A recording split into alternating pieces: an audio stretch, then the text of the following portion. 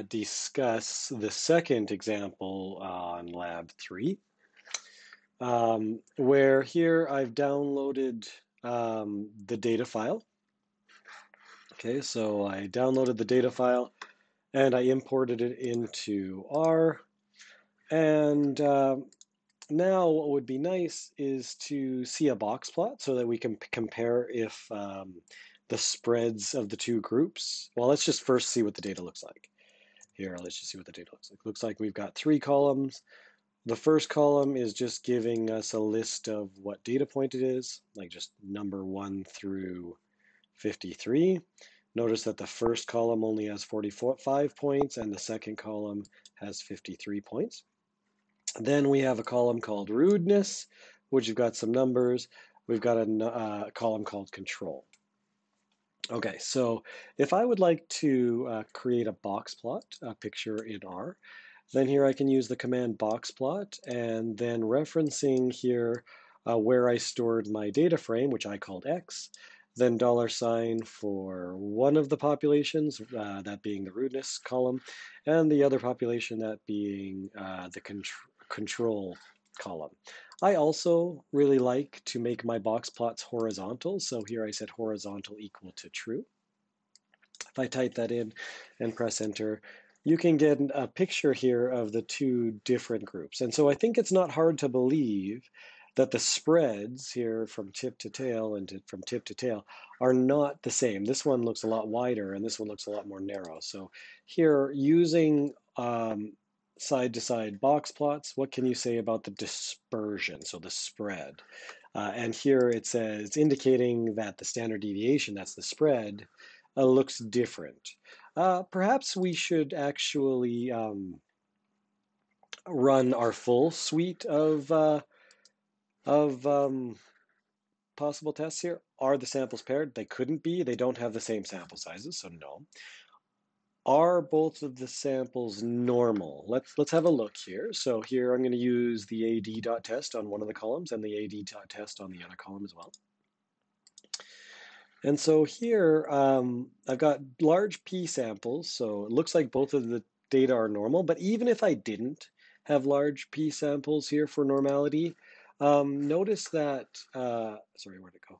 Notice that the number of data points here is 45 and the number of data points here is 53. So even if it wasn't normal, both of the sample sizes appear large, so I would have still said yes, even if I didn't have normality from the p-values there. Okay, what I want to do is I want to run Levene's test to see if the spreads are the same. I mean, my intuition from this picture is telling me the spreads are not the same because this one looks a lot wider than this one. But to do Levene's test, I first have to have the car package downloaded and installed, and then I also have to have the data stacked. Okay, so what does stacking mean? It means that I need to have these columns copy and pasted on top of each other as one column. So here, the first column was called X. It's really a useless column. The second column is the rudeness, and the third column is the condition. So I'm going to use the command stack on here the data frame called X, and then I'm going to say please stack columns 2 through 3. That is rudeness and control. I'm not saying column 1 here. Okay, so if I stack that column up, and I want to have a look at what it looks like, I can now see that really what this did was it copied all of the numbers from the first group and where they came from, what column they came from, and then all of the numbers from the second group and where they came from. And now that the data is stacked, I can run the Levene test, where I say here I'm referencing the letter A, $ here, the values are all the numbers. And then here you can either use this tilde or you can use the comma. Either way should work. A $ here, where did those numbers come from? Which group did those numbers come from? I can run Levene's test, and here it's not surprising to me that I get a large test statistic and a very small p-value. The picture, of course, looks like this. Okay, so here I've got an F distribution with 1 and 96 degrees of freedom. My test statistic and the p-value that's on the right, very, very small. So I'd reject this. I'm rejecting the idea that these standard deviations could be equal. Instead, it looks like the standard deviations are not equal. And that is the same feeling that I got when I was looking at these pictures. These spreads certainly look quite a bit different. Finally, what I want to do is to see if the mean performance score is lower in the rude group than in the normal group. So what I'm trying to see is if the mu of rude is in fact lower than the middle or the mean of the control group. Okay, so I need to make sure that I'm using the right tests. I've said that they're not paired. I've said that they are normal. I've said that the spreads are not the same. I should be using a two-sample t-test with unequal variances. Finally, then I can say this is a t-dot test, where here first I'm going to use rude, then second I'm going to do control, because I need to make sure that here I'm saying rude came first and control came second, and if that is the case, then the sign is the less than sign. Okay, so here I said alternative less than. The number in the hypothesis is 0, and here are they paired? That is false, so that is answering this first question. And then here, are the variances equal? We just ran Levine's, we also did the picture, we saw that the spreads do not look the same, and therefore we can finish by saying my confidence is 95% or 0.95. So then I get a test statistic from this two-sample t-test with unequal variances, the degree of freedom, and the p-value. The p-value here looks quite small. Okay, so this p-value looks very small, which means I'm going to reject here the null hypothesis, and instead I am going to, in favor, believe this, that here the score, the mean score of the rude group is in fact significantly less than the mean score of the control group because I'm rejecting the null hypothesis. The other way that you could also come up with the same conclusion is by looking at your confidence interval. My confidence interval is from negative infinity to negative 1.3. So here from negative infinity to negative 1.3.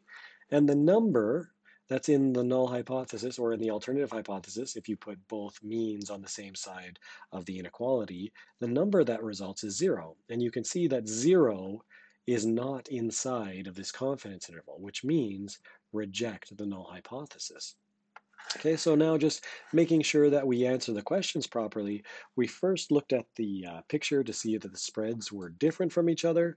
We then made the right hypothesis and null hypothesis. We found the test statistic for this hypothesis. Notice that there's a test statistic here. There's also a test statistic for Levine's. There's even a test statistic for the normality groups. We need to make sure that we're giving it the right test statistic. So here it says the test statistic that was used to test the null hypothesis here, the one about means, and its corresponding p-value. We actually didn't have to run Levine's test because it tells us right here what the p-value for Levine's was. But we did run Levine's anyways. We found ourselves that the p-value of Levine's was what they were saying it was. And what is the result of Levine's here? We rejected the null hypothesis, meaning that the standard deviations were in fact different from each other. Finally, what are we concluding then about the mean? So here it says about the p-value found in D. This is the p-value about the means. This was the p-value about Levine's. So means with an M, Levine's with an L. So here, this is the test on means, and this was the test on standard deviation. So it says, using the p-value here in part D, which is on the test of means, what can you conclude?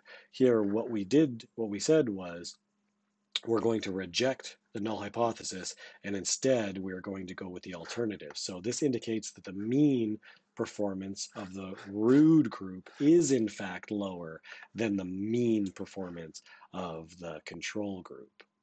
Then it just says, if you were to do the confidence interval, which we've got here, what do you expect it to look like? Okay, so here, what we'd expect if we actually said that rude was lower, so if you actually take a small number, if this number was lower or smaller than this number, What is a small number minus a big number? It's negative. Okay, so if in fact we found what we found, what you would see is the confidence interval would in fact be negative on both the upper and the lower side. So between negative infinity and -1. Notice that this does not breach or bridge the negative positive gap. It's both on the negative side.